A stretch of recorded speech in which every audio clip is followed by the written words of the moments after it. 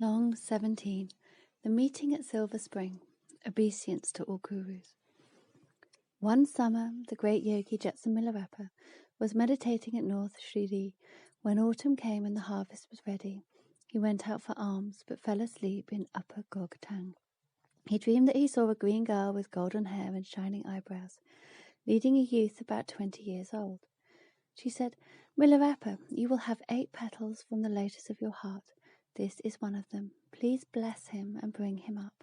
She then disappeared. Upon awakening from his sleep, Milarepa thought that the meaning of this dream. He decided that the girl must have been a dakini, and that the 8 petals must imply that he would have 8 superlative, destined, heart-like disciples. Today I shall probably meet a karma-exhausted disciple, and I will try my best to help him. With this in mind, he climbed the road leading to Bong. When he reached a brook which flowed like silver, he paused for another nap. After a while, a young man riding on a black horse approached and asked, "Why, dear yogi, do you sleep here?" Milarepa parried the question by another one. "My dear patron, where are you going?" "I am going to cross this brook to Din Ri." Milarepa then explained, "Because of my age, I find it very difficult to wade through water. Could you give me a ride?" The young man replied, "As I am going to play with some youths over there, I am in a very great hurry, and will not be able to take you with me. Besides, it would strain my horse too much, and he might be hurt." After saying this, he went on ahead alone, without even looking back. Thereupon Milarepa, with sincere concentration, entered the samadhi of great union. Holding his breath, he walked softly on the water, gliding smoothly across the stream to the other bank. He looked back and saw that the young man and the horse were floundering in midstream, making a big splash. In the meantime, the boy had noticed Milarepa walk past him on the water without sinking. Although he had seen it with his own eyes, he could not accept it. He muttered to himself, "What's the matter with me? Am I having a hallucination?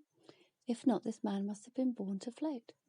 When he reached the other bank, he approached Milarepa and observed his feet carefully, discovering that not even his soles were wet, whereupon a deep faith towards the Jetsun arose within the youth.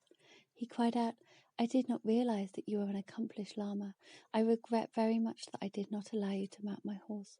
Please forgive me and accept my apology." Saying this, he bowed to Milarepa many times. With great sincerity and faith, he asked, "Lama, from whence do you come? To what order do you belong? Who is your guru? Where is your temple? What meditation do you practice? Where did you come from this morning, and where will you stay tonight?" In answer, the Jetsun sang, "Ah, my good young friend, listen to me, young playboy. Do you know who I am? I am the Yogi Milarepa. Gungtang is whence I came. My feet have trod all over Wei and Sang, while learning the orders and decrees. From the gracious Guru Nongmi to Lama Wondonlaga, I have studied with 10 gurus and learned the Tantras 5, the views and the philosophies of Dharma. From my teacher, Laje Nushon, I learned the fierce exorcism of the black and red planets. Though he was very expert, he could never clear my doubts.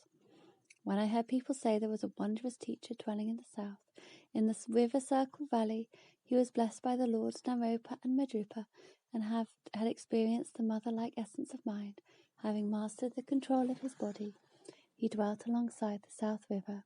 He whose fame has spread far was the Father Guru Marpa the translator. Just to hear his name caused my skin to tingle and my hair to rise. Despite the hardships of the journey, I made my way to him. Just by glancing at his face, my heart was changed. In my life, he is the only guru, the peerless one, the gracious Lodrugwa. No money or wealth had I to offer him, so I reduced my body to powder in his service. From him I learned the profound Havajra Tantra and the teaching of Naropa's skillful path. I took the vows and won the 4 initiations of the blessed Demchog. When I realized the essence of Mahamudra, I saw plainly the real nature of my mind. I realized in full the ultimate beyond all play words. In the river-like teachings of the whispered succession, I practiced the profound doctrine of the 9 essentials. Having practiced the art of manipulating the nadis, prana, and bindu, I completely mastered both the mind and prana. I am a yogi who can dwell in the sky. Having united the 4 elements, I have no fear of water. For your information, my temple is at Shirdi. This morning I came from Upper Gogtang, Where I shall go this evening I am not certain, for mine is the yogi's way of life. Have you heard what I have sung, my happy boy, who seeks naught but pleasure? After hearing this song, an unalterable faith of the Jetson was established in the young man. His tears fell incessantly. He then handed the reins of his black horse to Milarepa and sang, You are the sage unrecognized, a man of the beyond. You are the Buddha whom one meets so rarely. Your instructions are the preaching of Namankaya. It seems that I have heard your name before, but yet I am not sure. It seems that I may have seen you before, but again I am not sure. Whether the obeisance that I made you was sincere enough, I do not know. If my questions were improper, by mine irrelevant, I beg for your forgiveness. For I did not know you. This black horse of mine runs like the wind. On his neck hangs a wondrous bell. On his back, of well-known pedigree, is a saddle cloth, most warm and smooth. On it rests a strong wooden saddle.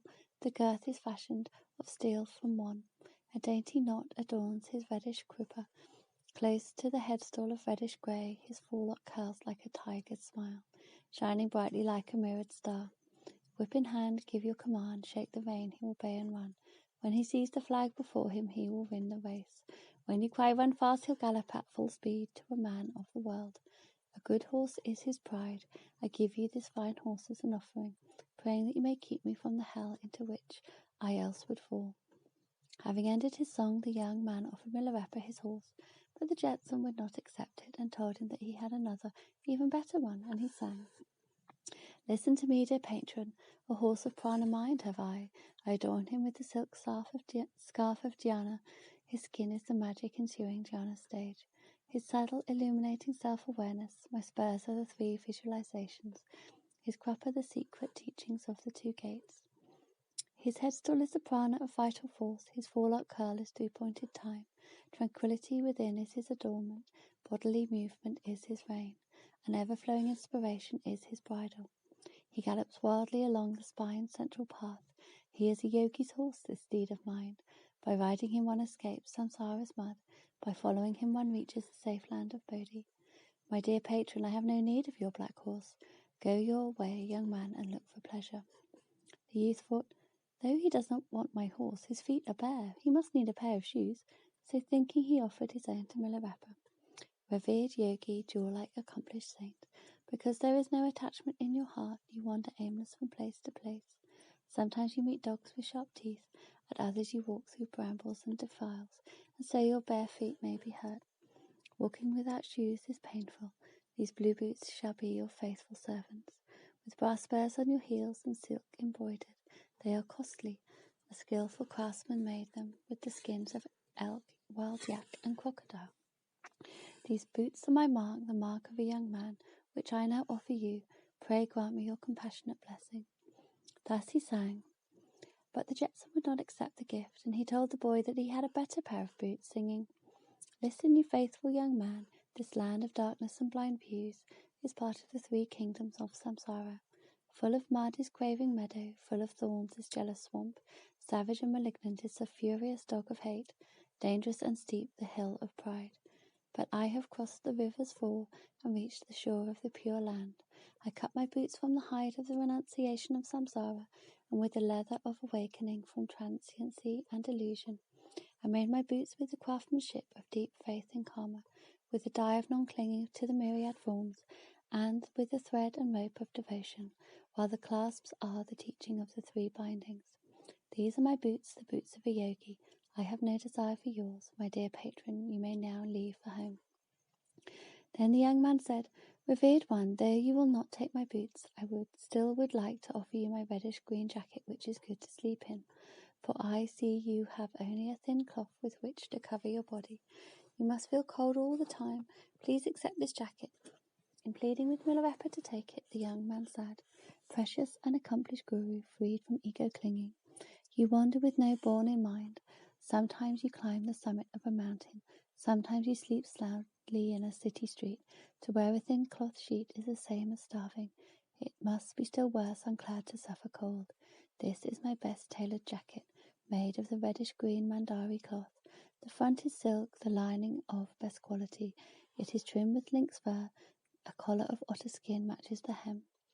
The shoulder pads are well embroidered. It is light to wear and grand to see. In it one does not fear a biting wind, for it is a noble's jacket. Please accept it, reverend father. Please bless me and grant your grace. But Milarepa would not take the coat, and replied, I have a jacket which excels even yours. He then sang, Listen, you eloquent youth. Over the cities of the 6 realms of samsara, with fury blows the evil karmic wind.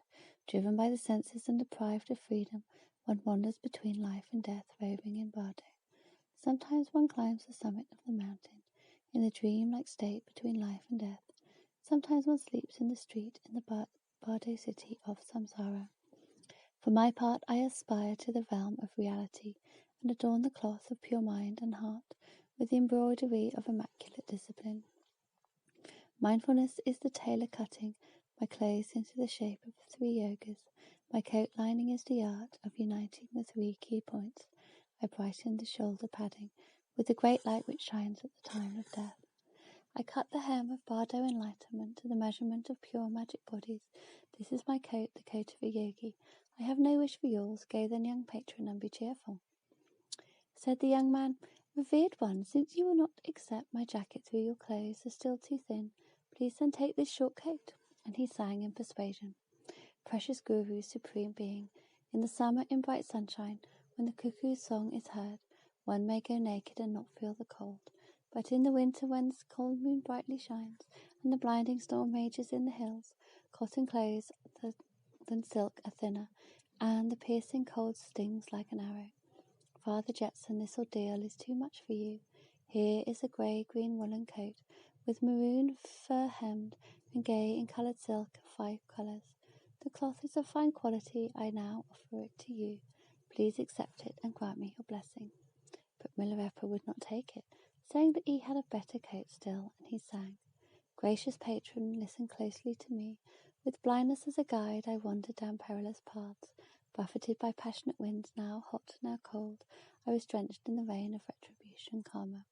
Worn out by these ordeals, I long for freedom city.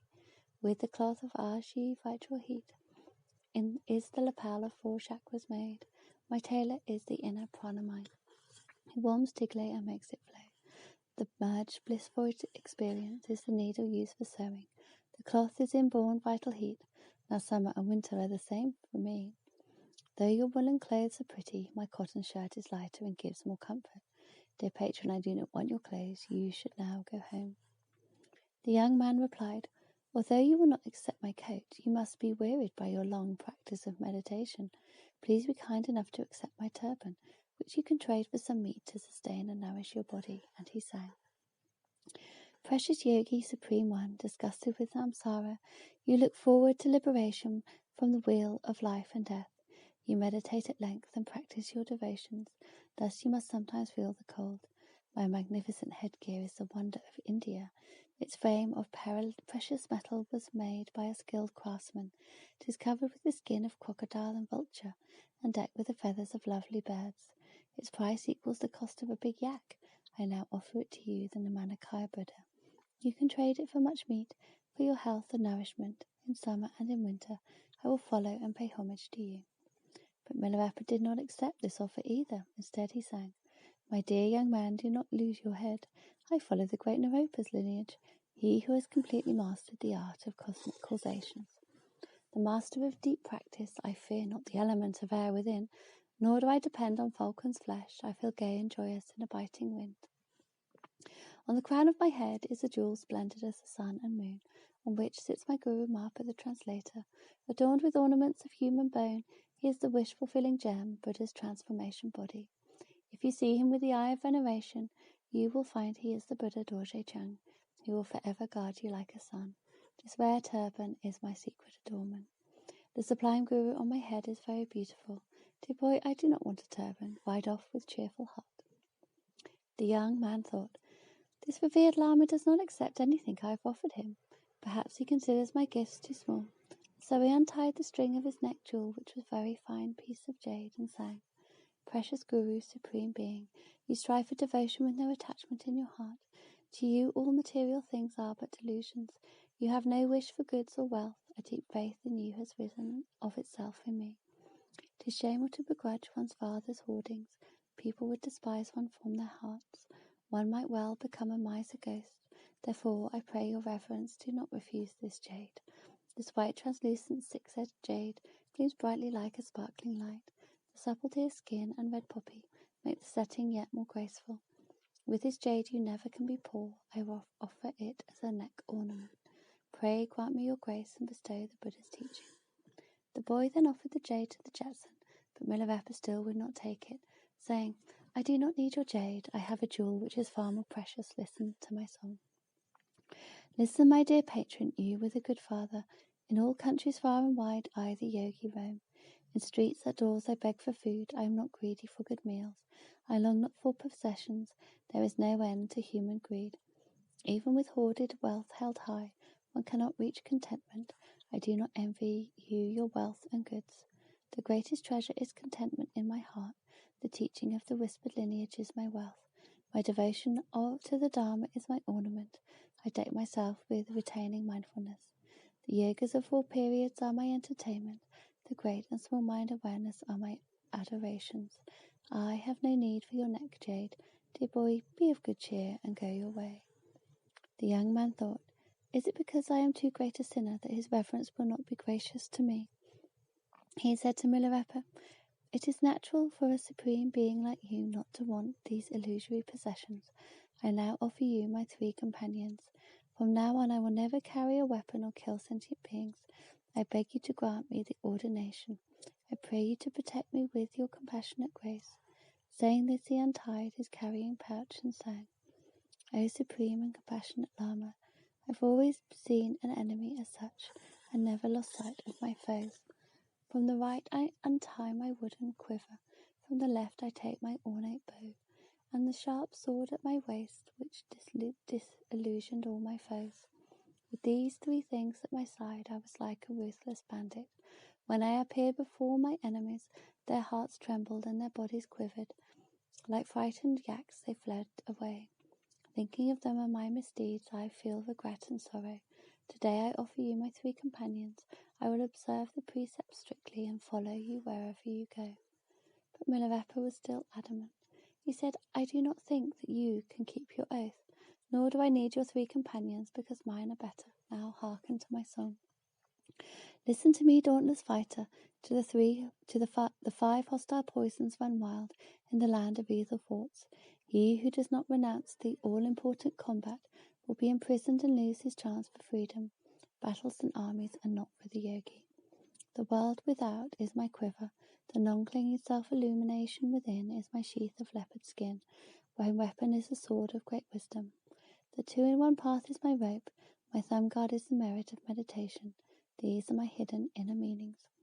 Upon the bowstring of ultimate unborn voidness, I set steady the notch of Bodhi heart. I shoot the arrow of the 4 infinities at the army of the 5 poisons. There is no doubt that I shall win the battle. I will destroy the hostile enemies of desire. That is my way, the yogi's way of conquering. I have no interest in your gifts. Young patron, be of good cheer and go. The young man said, Revered sir, though you do not accept my offer of the 3 companions, I must receive your blessing. Please therefore accept my belt and knife. And he sang, You yogi, who are the living Buddha, although many know the Dharma, few can practice it. 1 in hundreds is hard to find. Who can give proof of his accomplishment? I would not ask the teaching from another. Even though he knew a word of Dharma, only from you, the living Buddha, the Father Repa. Your teachings spring from much hard work, and so I dare not ask without paying first. In the center of Nepal, an angry river flows, with clouds like pillars standing round. At the lion head of this raging torrent was made the sheath with silver ornaments. Slung on my belt with gold and silver cord, when I wear it my whole body brightens. I now offer you this knife and belt. Later I will ask for the teachings. The youth then gave his belt and knife to Milarepa. The Jetson said, At present I cannot give you the teachings and instruction, neither do I want your offerings. I have a better belt than yours, and listen to my song. Listen to me, ingenious young man. From my hut's roof in the snow mountain flows the quintessence of milk and nectar. Though it is not made of gold or jewels, I would not pour it into earthenware. Around this waist of mine the poor man of strong will is tied to a cotton belt of fanatic devotion. The absence of pretense and hypocrisy is the pattern of my belt. Bright wisdom is my knife, its sheath the confidence of the 3 measurements. Faith and diligence in Dharma is my gold and silver cord. The beauty of the Dharma is the glory all over it. Lest goddesses punish me, I have never asked for wealth or money when teaching in the past, nor shall I do so now. Dear boy, you may go home, I do not want your gifts. The young man again said to Milarepa, Revered sir, indeed you have not the slightest desire for wealth and goods. Therefore I think that you may not object to my offering you a temple in a quiet place wherein you may dwell. Saying this, he sang, You are a real yogi, an ascetic worker, disgusted with mundane things, and indifferent to the world. You renounced your native land and went away.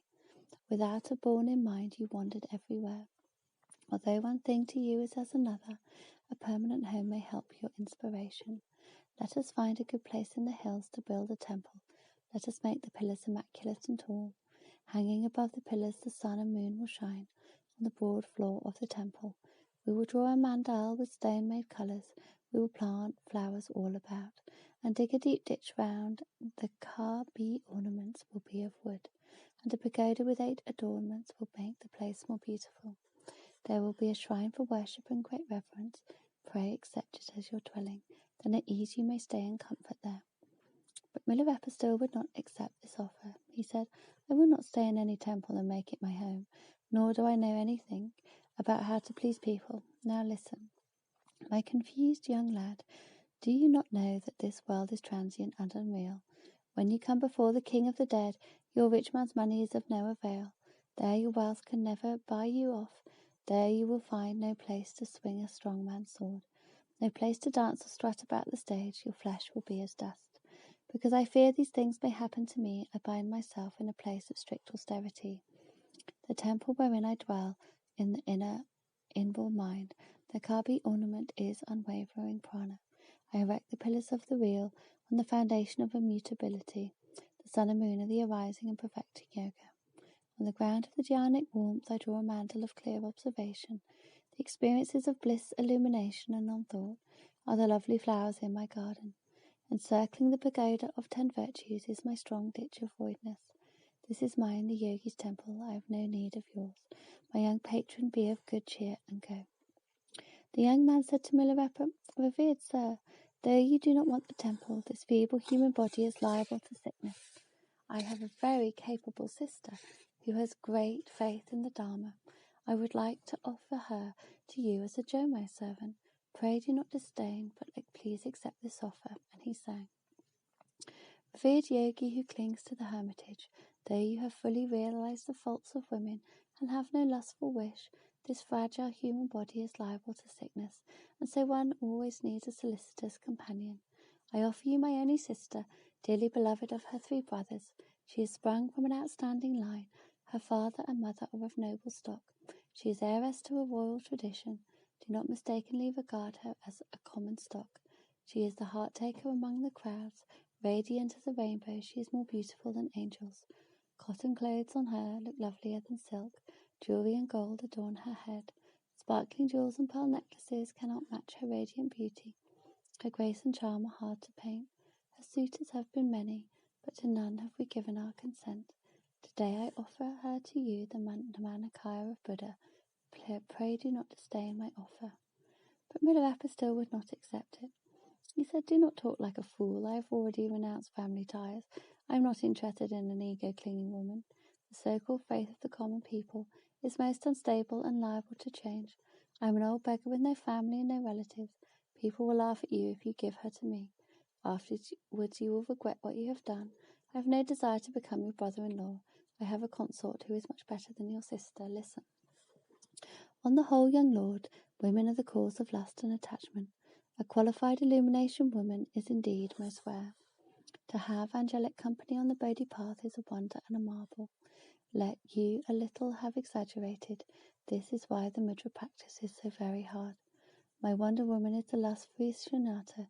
There is compassion on her face and kindness in her smile. The red and white elements are her clothing. The 2-in-1 unity her silk ornaments. indiscriminating action is her girdle, and the four blisses her adornments. Her necklace makes all things taste as one. She is such a charming witch. The realization of truth is her origin. This is my wife, the yogi's mate. I have no interest in your samsaric women. And patron, it is time for you to go.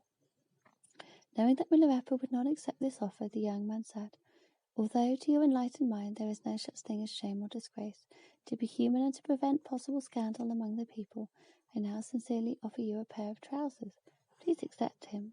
And he sang, You yogi who have nothing left to hide, but follow the tantric path, living naked in the mountains, your jewel-like penis, exposed so openly, can be seen by all at any time. Though you are free from all ideas of disgrace and shame, we worldly men are shamed by indecent exposure. Even the perfect Buddha, the fully enlightened being, discreetly follows worldly customs. This pair of trousers are for my own wear. They are made of the finest wool, which my mother and sister spun. My noble wife wove it onto woolen cloth, a neighbour's daughter dyed it for me, and my kind uncle tailored it. With such clothes we cover the shameful part.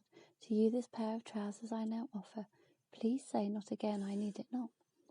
Milarepa replied, Dear boy, it seems that you know nothing about shame. My organ hangs there very naturally. There is nothing funny about it, so why do you laugh? In the beginning I came from my mother's belly stark naked. When death comes I shall leave the body without any covering, and so I shall do nothing about it now. Nor do I care to know about this self-made shame of yours, as you call it. Now listen. Why, my good lad, do you take things without shame to be shameful? That is merely the nature-born male organ. I cannot understand this so-called shame of yours. Of the real shameful things you are the most ignorant. Look at sinful, evil, and meaningless deeds. You are not ashamed of them. Let me tell you how I keep my self-respect. My fine wool is the heart for Bodhi, with which I spin the thread of 4 initiations. The cloth I weave is the liberation path of Samadhi. The dye I use is made of virtues and good wishes. My tailor uncle is the sense of conscious discretion, by whom the trousers of self-respect are made. These are my dignified and altruistic trousers, and so of yours I have no need. Dear patron, you may go now home. The youth thought, This great man will not accept anything I offer. I had better find out where he lives and where he is going. I will try by all possible means to persuade him to visit my country. So he said, Though you have not accepted anything I have offered you, please come to my country. Also, please tell me where you are going now. There must be a destination in your mind, or you would not choose this particular road. Pray do not conceal your intention, but please tell me the truth. Milarepa replied, Son, I have nothing to hide from you. In the harvest I go to Dinri to beg for alms. When the crops are threshed I go to Nyanon. In the winter I remain at some remote place where only birds and marmots dwell. The young man thought, After a few days I shall invite him to my house to preach for us. I wonder if he will accept. And he sang, Peerless Guru, the transformation body of Buddha, you said that you are going to Dinri to beg for alms, but that is the place of the damned and has no merit. Though vast sky hangs above, the virtue of the people there is as small as mustard seed. The hands are tighter than the barred doors of the congregation hall. The flower costs more than gold. 100 pleas for alms are wasted time. Poverty and famine stalk the place. The land of Nyanyon is full of fear, a paradise for bandits and murderers. Lepers are there in crowds, while burial grounds and cemeteries abound. So fearful is that country, one dares not travel without 100 friends, or take 3 steps without a guide. That cursed place Nyanyon is of the worst repute. The Nepalese-Tibetan border is cold and high, a land of snow where blizzards rage. Its people are as dumb as mules. Its rivers flow south to Nepal, where the lower valleys steam with heat, and dangerous rope bridges sway high above the rocks. In Nepal, heat and disease endanger life, while people in the south speak a different tongue, and the trees are stiff like corpses. With all my heart I wish you would not go there, so please postpone your journey. Although you would not take my gifts, I beg that you grant my boon, and visit my country for a fortnight. Milarepa replied, On the whole, I cannot tolerate arrogant patrons. I am not interested in going to your country. As for Nyanyon and Dinri, I know them better than you. Hearken to my song. You arrogant young man with strong desires, listen to my song with faith. It is hard to meet an immaculate man of merit, hard to find a place where men of virtue live, for times have changed. I am a yogi who thinks and says whatever he likes, but I have never caused malicious gossip. Though the flower be very dear and in me, it is not hard for me to get it. Yet I prefer the taste of the 5 nectars and never gorge myself with tasty morsels. I am an abandoned yogi who eats for food, the inner samadhi of non-discernment. Thus the desire for tasty meals has no appeal. Cheerful and comfortable am I in times of famine. Though the paths are perilous and dreadful, my prayer to the gracious ones will never fail me. The 3 precious ones are my safest shelter and refuge. The goddesses in the 3 places will always be my guides. My inseparable companion is the Bodhi mind. My protectors are the guards of the 8 divisions. Since I have no possessions, I have no enemy. Cheerful and at ease, I meet the bandits. Though Nanon may be of bad repute, the people there are candid and ingenious. As in days of old, they are straightforward and outspoken, easygoing and carefree. They eat and drink without pretension. They keep things as they are, and groves and forests flourish. As for me, I take no interest in worldly wealth, nor am I attached to food and drink. Contented I care not for loitering and amusement. When therefore I meditate, my samadhi deepens. This is why I go to Nyanon. Having mastered the art of Tumo's fire, I have no fear of cold or heat. Cheerful and in comfort I meet the falling snow. Today I see no reason to delay my journey, but I shall not go to your country. Proud and haughty patrons are distasteful for me. How can I ingratiate myself with those I do not know? Mount your horse, as it is growing late. My dear, contented youth, it is time for you to go. May your health be good and your life long. Upon hearing this song of rejection, the young man was overcome with dejection and disappointment. He said, Revered sir, whatever I have offered you, you would not accept. Whatever instruction I have applied for, you would not grant. I realize that I am too sinful. I now swear that I will not go anywhere, but will kill myself here in your sight. So saying, he drew his razor-sharp knife and pressing the point against his heart, sang, Listen to me, revered yogi. On this auspicious morning, while riding on my way, I saw a naked man lying beside a silver spring. I said, Is he a mad yogi or just a foolish joker, exposing his naked body without shame? He must be a fool out of his mind. And so not faith but contempt arose within me. I rejected any thought of your companionship and went on alone. Of this you, revered one, were clearly well aware. As if wounded badly, I now repent in pain. When you were crossing the blue river to reach the seat of the other shore, I saw you fly over the water like an eagle in the sky. Soaring like wind in space, I saw you flying. Displaying your miraculous powers, I saw you glide over the Sang River and reach the other shore. I was bewildered and overjoyed to see such an accomplished being. Proud and happy as I was, conceit rose within me. I thought that I was a well-gifted person, who had few hindrances in habit-forming thoughts. I thought that I must be a good vessel for the Dharma. I thought that I must be a virtuous and destined person, who had great merits and pure wishes. Since the day that I was born, I have never been so happy as today. In the wealth, property, and comfort that I offered, you have not the slightest interest. I have never heard of a yogi like you in Tibet. I have never met such a perfect Buddhist, one so marvelous and unusual. On this auspicious day in my pilgrimage, I made offerings and besought you in all ways. Marvelous and unusual as you are, you have paid no heed to what I said. I feel that I am most ignorant and pitiful. I realize that I am stupid and lack merit. I am utterly confused and most disheartened. With a feeling of frustration, I have lost my way. I am beginning to believe I have no capacity for Dharma. What then would be the use of meaning, should one chance to meet a Buddha, if from him one does not receive a discourse? How can one face and what can one tell one's countrymen? Rather than return in shame, I will end my life before you. All are bound to die in time. 'Tis better for me now to die before an accomplished saint. When my heart is full of Dharma, I will, compassionate, revered Jetson, after hearing such a sorry tale from this poor lad, with your omniscient mind, you know what should be said. Having heard his sincere prayers, Milarepa thought, he has indeed great earnestness and sincerity. There must be a mutual vow between us. The prophecy given by the goddess in my dream seems to point at him. I must therefore accept him, and so he sang. Listen to me, my dear patron. You have a zealous aspiration for virtuous deeds. You must be a man with little sin or evil karma. Since you have intense longing to solicit Dharma from me, your pride and self-conceit must be small indeed. Diligent and enthusiastic, you cannot be lazy. Since you make generous offerings, you cannot be close or greedy. Your intelligence and sympathy are good, so you have little ignorance or hate. Since you pay respect and homage to me, you must have been closely associated with Dharma in your previous lives. So this auspicious morning, I, the vagabond from Gungtang, and you, the young man from Lower Jalkrum, met on this blue river bank. It seems our hopes in bygone lives arranged the meeting. It was our destiny to meet before the silver spring. You must be one whose karma is unstained, who is awakened from the habitual thought of the stored consciousness. Young patron, I sing this auspicious song for you. Since you have heard authentic teaching, will you now be keen to practice Dharma?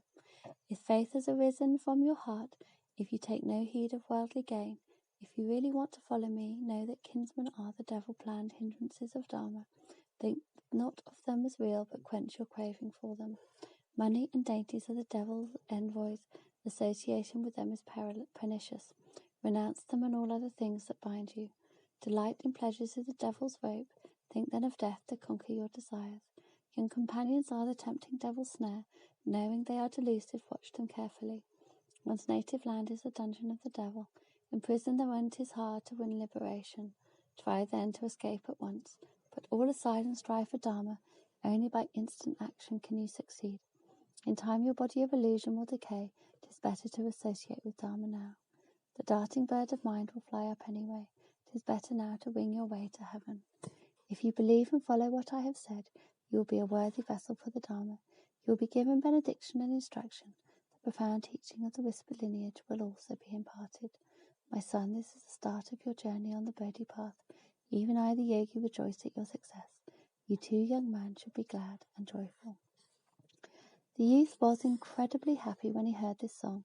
With great exhilaration he bowed down at the Jetson's feet, made many obeisances, and circumambulated him many times. Then he made a vow to return and departed. 4 months later, when Milarepa was staying at Manlam Chubar of Drin, the young man came with his nephew to visit him.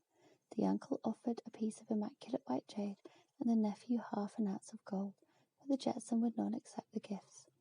At that time, the translator Bari was building a stupa of the Sundor Namjal Buddha at Drin. So Milarepa said to them, "It is not necessary for me to take your offerings. You may offer them to Bari the translator, and ask him to initiate you. As for the pith instructions, I shall give them to you myself." Accordingly, they went to Bari the translator and asked him to impart to them the complete initiation of Demchog. Thereupon Bari bestowed upon them the outer teaching of Sudor Namjal, the Melu Sinha practice for prolonging life, and the teachings of the Buddha of performance. He also gave them the inner teachings of Demchog, that is the practice of 7 words, the instructions of the Guru's symbol goddess, and the meditation practice of the goddess Kurukula. After that, they accompanied him to Saja Monastery. Then the lad returned to Milarepa and lived with him for 5 years. From the Jetson he retained the teachings of the renowned 6 yogas of Milarepa and the teaching of the Mahamudra transmitted from the great Master Madripa. Because he practiced these teachings diligently, Milarepa also imparted to him all the pith instructions. Formerly the young man had been called Dharma Wanshu. Later Milarepa gave him another name, Repa Shiva Ao, the cotton-clad light of peace. Before turning to religion, he was a great sensualist. Afterwards, for the sake of his devotion, he utterly renounced the world. He took an oath before Milarepa that for the rest of his life he would never wear leather shoes or more than 1 piece of cotton clothing, and that he would not return to his native land or secure provisions for more than 2 days' consumption. With the greatest diligence he absorbed himself in his devotions and eventually attained good experiences. Milarepa was delighted with his improvement and sang, "I bow down to all gurus. Great is the blessing from the compassionate gurus of the practice lineage. Great and powerful are the key instructions of Marpa and Milla. You, Shiva Ao, are industrious and hard-working. Through the grace of the Dakinis you have attained good understanding. Dear son, if you want to consummate your meditation, restrain yourself from bigotry and empty talk. Think not of the noble glories of the past. Stay in the valley to which no man come. Keep from bad companions and yourself examine. Yearn not to become a guru. Be humble and practice diligently. Never hope quickly to attain enlightenment, but meditate until you die. Forgetting words and studies, practice the key instructions. If you would benefit yourself, renounce talk and words, concentrate on your devotions. Shiva Ao replied, You have just said that he who learns a great deal without actual practice is liable to go astray. Please elaborate this a little. Milarepa answered, By that I mean there is a danger of clinging to the worldly affairs of this life without completely renouncing them. Another danger is that this person is liable to miss the key point of the practice. In the teaching of Marpa's line, we do not have such errors or dangers, but we never pay attention to words or talk. What we emphasize is the actual practice. Hearken to my song of dangers and fallacies. Obeisance to the holy gurus. Listen to those high-flown words and pompous talk. Look at those charlatans madly engaged in fervent argument. In talk they seem intent to frighten you. In sleep they slumber pompous men. They walk like haughty Mongols. Dangers and obstacles encompass them. The 3 kingdoms and 6 realms are jeopardized by desires forever leading sentient beings into danger. There are 7 dangers you should watch.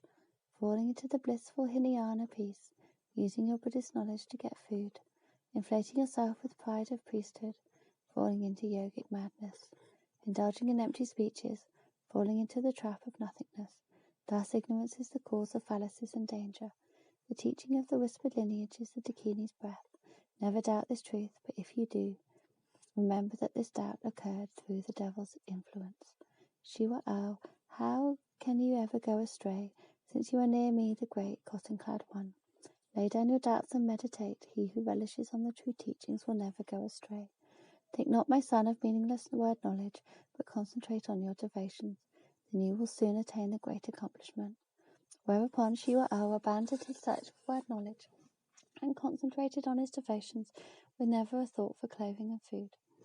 One day a friend called on Shiva Ao.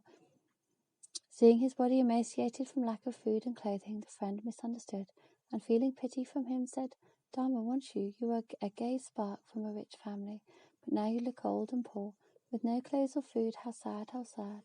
Shiva Ao sang in reply, O my father Guru, the Jetson, the real Buddha, the field of offering for my parents. Brothers, sisters, and all relatives give rise to samsara, but I have now renounced them. The Jetson is my sole companion and comrade in the Dharma. Alone he is my source for the Buddha's teaching. With him, the real Buddha, I remain in solitude. A group of 3 or 4 leads but to empty talk, to avoid which I stay in solitude. Books and commentaries being one or naught but pride, but the authentic Buddha gives the 1-sentence pith instruction.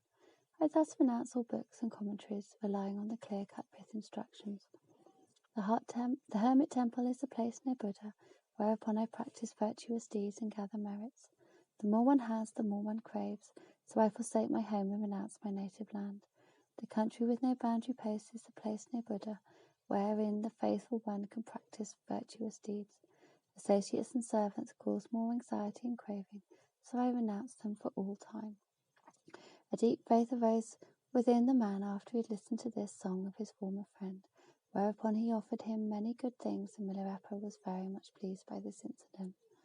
From that time on, Shiva Ao served Milarepa until the day of his guru's entering into nirvana.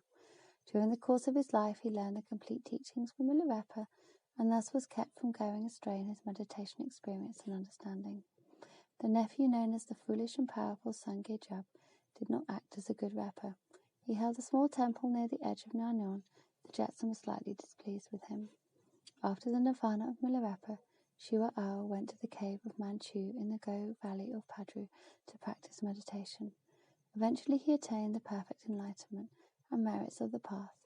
He achieved the accomplishment of freedom from obstacles, and so was able to pass through the rocks of the cave and mount to the pure land of goddesses in his lifetime. This is the story of Milarepa meeting his disciple, the cotton-clad Shiva Ao at Silver Spring.